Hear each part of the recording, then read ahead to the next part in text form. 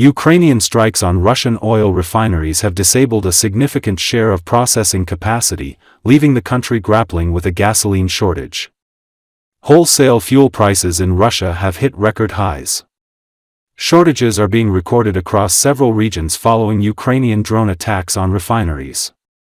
In response, Moscow suspended gasoline exports in an attempt to keep fuel on the domestic market. The measure, however, has failed to contain soaring prices or alleviate the deficit. In this case, Russian Deputy Prime Minister Alexander Novak will hold another meeting on the situation in the oil products market on August 25. According to one of the sources of Interfax agency, the Russian Deputy Prime Minister is asking the company executives to attend the meeting.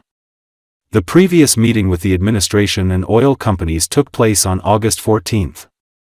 According to sources, the meeting is expected to discuss the current repair work at oil refineries and the harvest campaign, the need to ensure sufficient fuel supplies, including through the use of oil residues and other tools, and the functioning of the market during a period of increasing demand. The forecast for the dynamics of price changes at gas stations by the end of the year will also be reviewed, taking into account the expected decrease in inflation and the situation with the transportation of oil products by rail.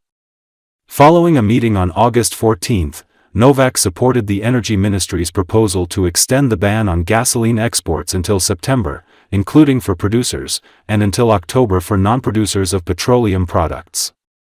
There has been no official decision on extending the ban yet. The Deputy Prime Minister also instructed the Ministry of Energy and the Federal Anti-Monopoly Service, together with the St. Petersburg Stock Exchange, to develop long-term measures to stabilize prices in the wholesale market. According to observers, the main reason for this is the successful strikes by Ukraine on Russian oil refineries and fuel depots. Since the beginning of August, Ukraine has managed to inflict heavy blows on 4 large oil refineries, 1 fuel depot, and several fuel trains. This means that, together with the refineries that are on preventive and forced repairs due to the strikes, more than 2 million barrels of fuel per day are being removed from the domestic market. In such conditions, even a complete ban on exports does not allow stabilizing the situation. The Russian Energy Ministry said the price rise was due to high seasonal demand in agricultural works, and supported extending the ban to September as well, without mentioning Ukrainian strikes or any repair work on refineries.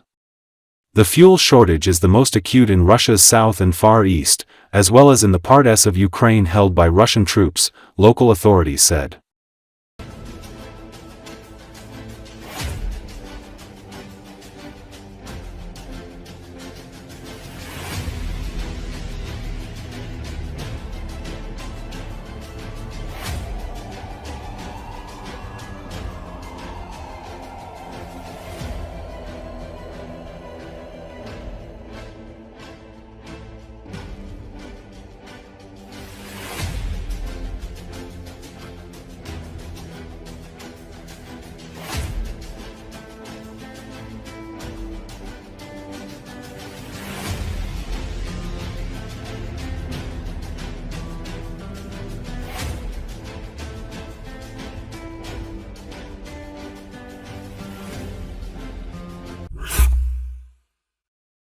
Heavy rains have caused severe flooding that destroyed bridge structures and washed away sections of the federal highway R504, Kolyma, in Magadan region in Russia's far east. According to a local telegram channel, one of the bridges collapsed while a fuel truck was crossing it. As a result, at least 10 vehicles were trapped, and dozens of truck and car drivers were stuck on both sides of the flooded section. Video footage circulated in local telegram channels shows the collapsed bridge. Drone footage airs the wide area affected by the strong flooding. According to Russia's Ministry of Emergency Situations, traffic is blocked on the section of the Kolyma highway between kilometers 1720 and 1800. A Mi-8 helicopter delivered water and food to the motorists, which had been provided by the regional government, and also evacuated one driver. No medical assistance was required for the injured. The Ministry of Transport of the Magadan region clarified that as of August 21, 3 sections of the federal road network and 6 sections of the regional network remain closed. On the Palatka, Kulu, Mexican Road, bridges and road surfaces were washed away over several kilometers, and on 2 other sections, traffic is restricted to a single lane, the ministry reported. A similar situation is observed on the autoroad to the village of Talaya and Lariukovaya, Ust-Srednikin routes. All restrictions have been extended at least until August 22, with a possibility of further delays. Several settlements in the Magadan region and Yakutia have been cut off from external communication. In some areas, there is no connection or internet. Authorities warn that water-based evacuations are impossible and life-threatening due to the strong current.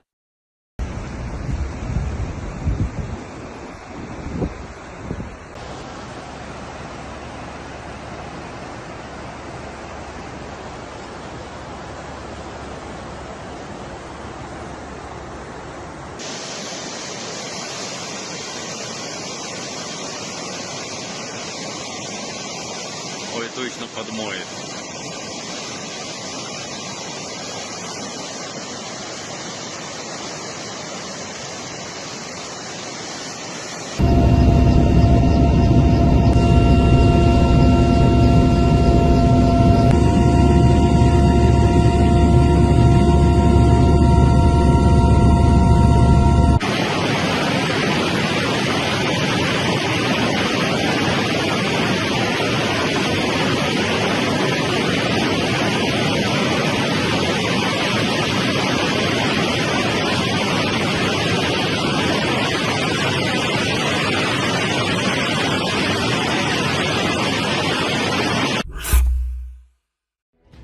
In the Dobropilya direction, the defense forces of Ukraine continue to carry out stabilization measures. This was reported by the General Staff of the Armed Forces of Ukraine. It is noted that as a result of active joint actions of units and subdivisions of the Armed Forces and the National Guard of Ukraine, which are part of the 1st Azov National Guard Corps, the enemy is suffering significant losses. In the last 3 days alone, the irretrievable losses of the Russian occupiers amounted to 206 people, sanitary losses 73 people, prisoner 1, the report says. Also, according to the General Staff, the enemy lost a significant amount of equipment and weapons. In particular, during the specified period, the following were destroyed and damaged: 3 tanks, 3 armored combat vehicles, 24 units of automotive and motor vehicles, 12 guns, 35 UAVs of various types. During the operation, as a result of search and strike actions, the settlements of Hruzk, Rubizn, Novovodiane, Petrivka, Vasil, Zoloty Kolodayas in Donetsk region were cleared of the enemy, the General Staff added. The General Staff added that Ukrainian forces have cleared Russian troops from several Donetsk region settlements, including Gruzk, Rubizn, Novovodiane, Petrivka, Vasil, and Zoloty Kolodayas.